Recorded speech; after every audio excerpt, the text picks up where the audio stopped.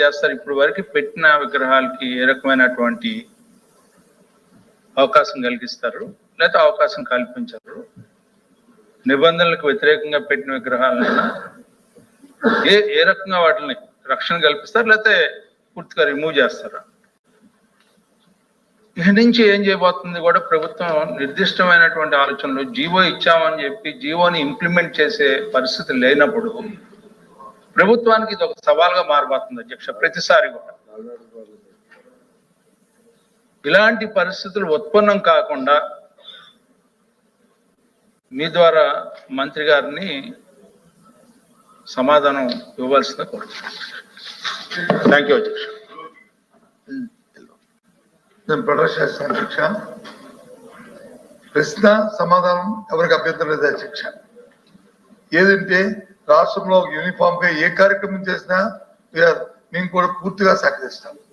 కానీ సభ్యులు మాట్లాడుతుంది కానీ లేకపోతే ఇస్తున్న ఆన్సర్ కానీ ఒక మాజీ ముఖ్యమంత్రి, ఒక అందరికీ జనరంజక నాయకుడు, ఈ రాష్ట్రంలో ఎన్టీ రామారావు గారిని వైఎస్ రాజశేఖర గారు, ప్రత్యేకంగా రాజశేఖర గారు పేరెత్తి వారి విగ్రహాలు వచ్చి వారు జరుగుతుందని చెప్పి ఒక కక్ష పూర్తిగా మీరు ఎత్తే చూసుకోండి, చూసుకోండి చూసుకోండి.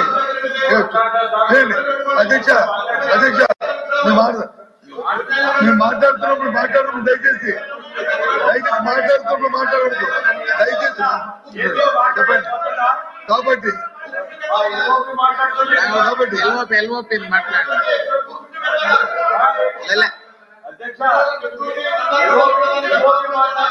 అధ్యక్ష ఎల్ఓపి గారిని అధ్యక్ష కక్ష పూర్తిగా ఇది ఇక్కడ జరుగుతున్న ఈ చర్చకి ఇది సాంప్రదాయం కాదు అధ్యక్ష.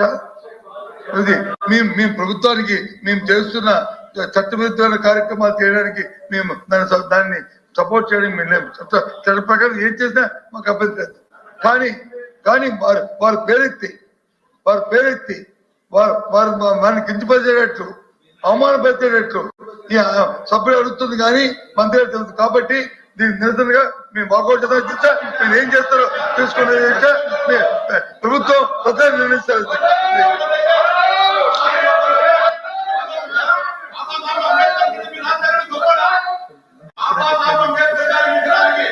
మినిస్టర్ గారు రిప్లై అయినండి. మినిస్టర్ గారు రిప్లై.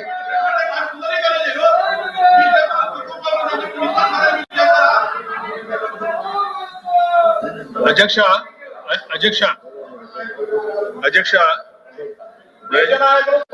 సభని పక్కగా పట్టించడానికి ఎల్ఓపి గారు ప్రయత్నించి వాకౌట్ చేశారు అధ్యక్ష. ఎందుకంటే ఇక్కడ నిధులు దుర్వినియోగం అవుతున్నాయి సుందరీకరణ పేరుతో 2 సార్లు 3 సార్లు అక్కడ జరిగినటువంటి సంఘటనని గౌరవ సభ్యుడు సభ మొదలు ప్రస్తావించారు అధ్యక్ష. ఎందుకు ఇట్లా జరుగుతుంది?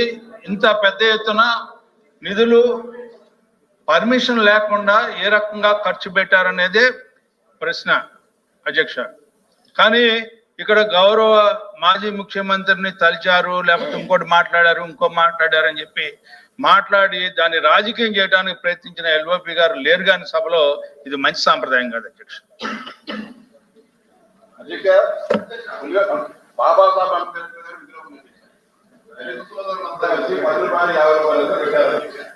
నేను అనేక సందర్భాల్లో జిల్లా కలెక్టర్ గారిని మేము ప్రతిపక్షంలో ఉండేటప్పుడు దాన్ని సుందరీకరణ చేయించారని చాలా మంది మొత్తుకున్న అధ్యక్ష.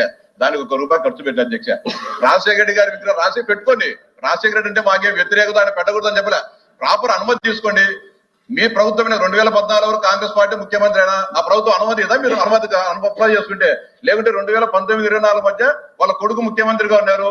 ఆయన అనుమతి ఇవ్వరా కలెక్టర్ గారు? దానికి గైడ్ లైన్స్ ఉన్నాయి కదా.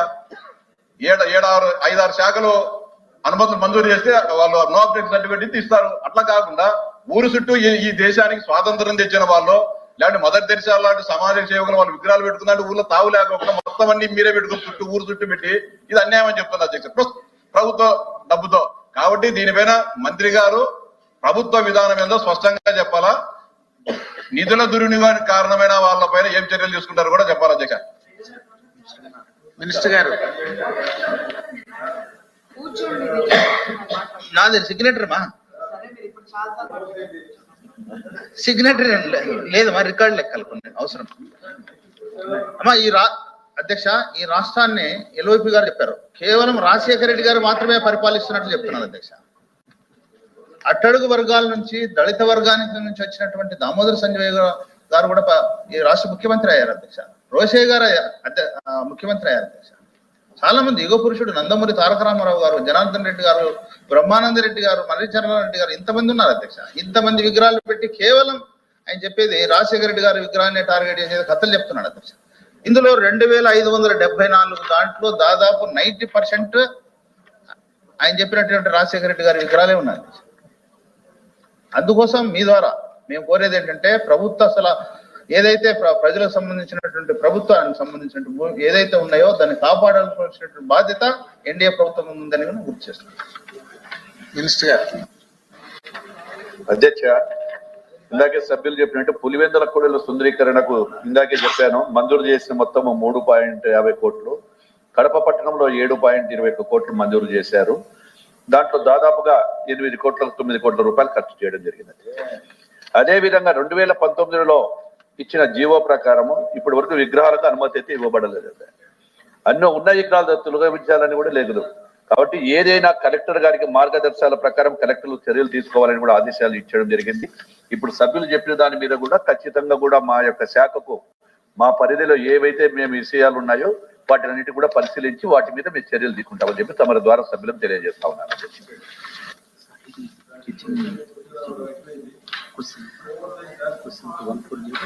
Question number 14062 minister TG Bharat.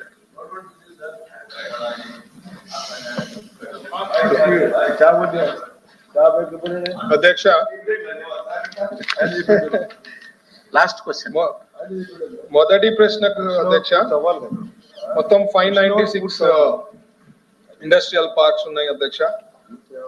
Total 1,45,502 acres లో ఉంది.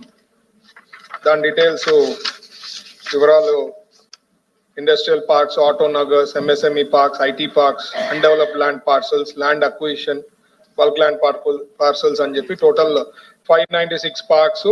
ఎక్స్టెంట్ వచ్చి 1,45,502. రెండో ప్రశ్నకి అవును అధ్యక్ష, రిజర్వ్ చేశాము 16.2% ఎస్సీలకి అండ్ 6% ఫర్ ఎస్టీస్ కి. మూడో ప్రశ్నకి సమాధానం, మొత్తము 2,334 ప్లాట్స్ ఇవ్వడం జరిగింది అధ్యక్ష. 677 ఎకర్స్ ఫర్ ఎస్సీ కేటగిరీకి, 1824 బెనిఫిషియరీస్ అన్నమాట. అలాగే ఎస్టీస్ కి వచ్చి 343 పీపుల్ కి 460 ప్లాట్స్, 99 ఎకర్స్ వాళ్ళకు అలాట్ చేయడం జరిగింది అధ్యక్ష. నాలుగో ప్రశ్నకి సమాధానం డీటెయిల్స్ ఇన్ అనక్షర్ లో ఉంది అధ్యక్ష. కేటగిరీ వైజ్ ఎంత ఇచ్చామనేది అదే అధ్యక్ష. Thank you.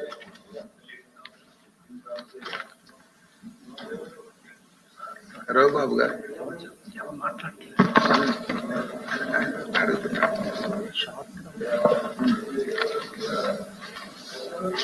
ధన్యవాదాలు అధ్యక్ష.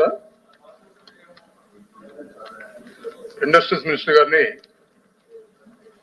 చాలా క్లియర్ గా 3 ప్రశ్నలు అడిగాం అధ్యక్ష. రాష్ట్రంలో పారిశ్రామిక పార్కుల వివరాలు ఏంటనేది అడిగాం. ఈ పార్కులు 3 రకాలుగా డివైడ్ చేశారు అధ్యక్ష.